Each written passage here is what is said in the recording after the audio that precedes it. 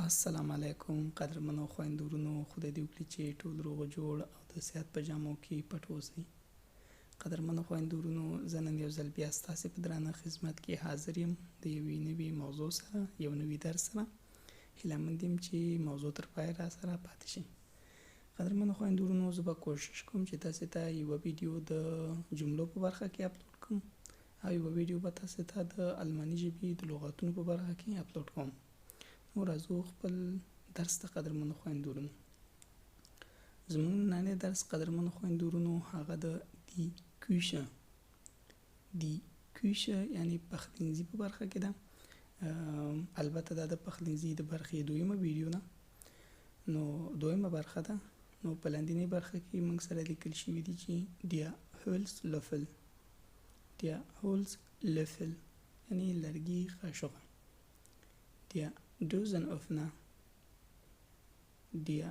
Dosenöffner یعنی قوطۍ وازونکی. der Messerschärfer یعنی هغه لا چې په هغې چاړه یا چاقو تېره کوو. قدرمنو خویندو ورونو، der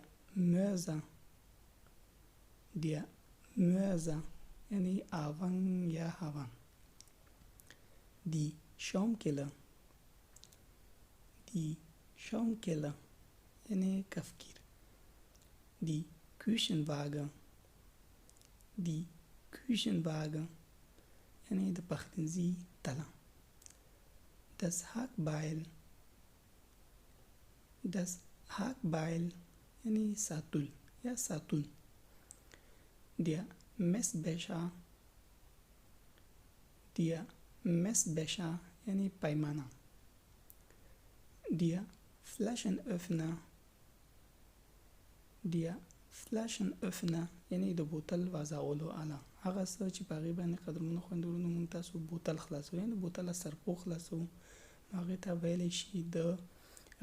ویلی شي der Flaschenöffner. die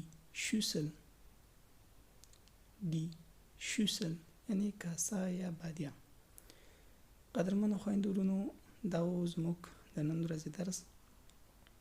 هیله مند یم چې د درس څخه مو یو څه زده کړي وي. که چېرته موږ څخه قدرمنو خویندو ورونو په کوم ځای کې غلطي شوي نو هغه غلطي موږ ته په راګوته کوئ، یعنې موږ ته یې په کمنټ کې ولیکئ. انشاءالله موږ به د هغې اصلاح هم کوو. نو قدرمنو خویندو ورونو، که چیرې تاسې پوښتنې لرئ نو موږ ته یې په کمنټ کې پرېږدئ. انشاءالله چې موږ به ستاسې پوښتنو ته ځوابونه وایو.